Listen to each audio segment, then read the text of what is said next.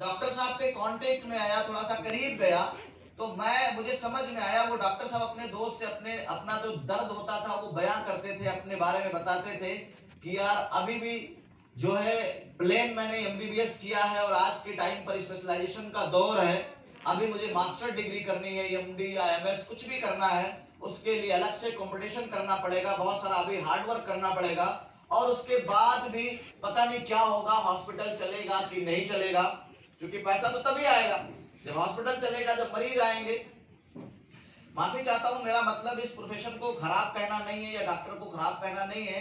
Doctor जो होते हैं वो हमारे समाज के अंदर बोलते हैं कि भगवान के दूसरे रूप होते हैं, हमारे समाज को हेल्दी रखने में मदद करते हैं, है ना। लेकिन मेरा जो ड्रीम था डॉक्टर बनने के पीछे, वो मेरा ड्रीम यही था कि मुझे डॉक्टर बन के ज्यादा पैसा कमा के अपने पेरेंट्स के सपनों को पूरा करना है। तो डॉक्टर साहब की जब इस तरह की बातें मैंने सुनी तो मैं निगेटिव होने लगा, थोड़ा सा मैं बहुत डिमोटिवेट होने लगा, क्योंकि पहले मुझे लगता था कि यार ये हमारी मंजिल है, यहाँ पहुंच जाऊंगा तो सब कुछ अच्छा हो जाएगा लाइफ के अंदर।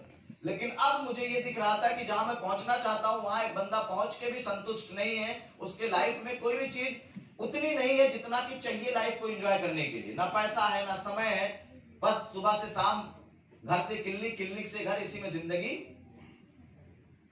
अब चूंकि मैं मिडिल क्लास इंसान था, मुझे समझ में बहुत पहले एक बात आ गई थी कि यार जिंदगी को अगर बेहतर तरीके से जीना है तो उसमें पैसे का बहुत बड़ा रोल है।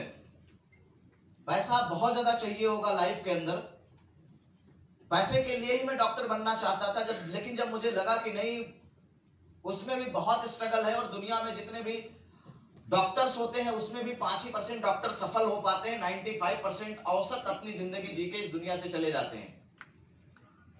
तो मैं निगेटिव होने लगा, मैं कुछ और तलाशने लगा कि यार दुनिया के अंदर कोई एक ऐसा काम मुझे करना है जिसमें कम एज में मुझे ज्यादा पैसा आ जाए। क्योंकि डॉक्टर साहब के बातचीत से मुझे लगा, जो वो बोलते थे उनके हिसाब से लगता था कि कम से कम 50 साल की एज हो जाएगी तब हो सकता है कि क्लिनिक या हॉस्पिटल हमारा सेट हो, तब ज्यादा पैसे आए। तो मुझे लगा था 50, 60, 70 साल की एज में पैसा आ भी जाएगा तो उसका एंजॉय हम नहीं कर पाएंगे, है ना। अगर सही एज में पैसा आएगा तब उसका एंजॉय हम कर सकते हैं। तो अब मैं कुछ ऐसा तलाशने लगा, कुछ ऐसा विचार करने लगा, कुछ ऐसा प्रोफेशन सोचने लगा जो मिल जाए हमको, जिसके अंदर कम एज में मुझे ज्यादा पैसा मिल जाए। अच्छा, ज्यादातर लोग जो है अपने लाइफ के अंदर लॉजिकल नहीं होते या वो विचार नहीं करते, बस वो दुनिया चल रही है, वो भी उस दुनिया के पीछे पीछे चलना शुरू कर देते हैं। एक स्टोरी मेरा फेवरेट है, मैं हमेशा सुनाता हूं और आज फिर सुनाऊंगा। एक बार हुआ क्या, एक शहर के अंदर एक सेठ जी रहते थे, उनके पास 2 गधे थे। उनके पास 2 गधे थे। अब गधों का काम क्या होता है आप सब लोगों को पता है, सुबह से शाम तक बोझ ढोना। वो दोनों गधे सुबह से शाम तक बोझ ढोते थे। काफी दिन तक ये कहानी चली। कुछ टाइम के बाद उन दोनों गधों को एक तीसरा गधा आया जिसने बताया कि यार ऐसे ऐसे तुम अपनी जिंदगी यहाँ खराब कर दोगे, यहाँ से आगे निकल के देखो, सेठ जी के यहाँ से आजाद होके देखो, उसके आगे बहुत खूबसूरत दुनिया है, बहुत सारे खूबसूरत जंगल हैं, बहुत सारे झरने हैं, अगर वहां तुम चले जाओगे तो तुम्हारी जिंदगी मस्त हो जाएगी, यहां से आजाद हो जाओगे। तो बात वहीं खत्म हो गई। दोनों शाम को जब घर पहुंचे तो उनमें से एक जो था वो थोड़ा सीरियस हुआ। ज्यादातर लोग परंपरावादी होते हैं, बदलाव नहीं पसंद करते वो, लेकिन जो कुछ लीडर होते हैं या कुछ बड़ा लाइफ में करते हैं वो बदलाव पसंद लोग होते हैं। वैसे ही वो पहला गधा था जो सीरियस हुआ। उसने अपने दोस्त से बोला कि यार बात तो वो बिल्कुल ठीक कह रहा था, हम सेठ जी के यहाँ इतना मेहनत करके सिर्फ 2 वक्त की रोटी ही हमको मिलती है, अगर हम यहाँ से छोड़ के जाते हैं तो इससे बुरा कुछ नहीं हो सकता। जितना बुरे कंडीशन में यहाँ है इससे बुरा कुछ नहीं हो सकता है।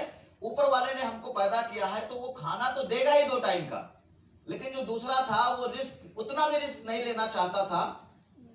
उसने बोला कि नहीं, तुम बेवकूफी के चक्कर में ना पड़ो, शायद अगर यहाँ से हम लोग चले गए तो हो सकता है कि जो 2 वक्त का खाना मिलता है वो भी ना मिल पाए। लेकिन पहला वाला कमिटेड था। जो लीडर होता है वो ऐसे ही एटीट्यूड का होता है कि जो मुझे करना है वो मैं करूंगा, तुम्हारे साथ भी और तुम्हारे बिना भी। पहला वाला जो था वो सेठ जी को छोड़ के चला गया।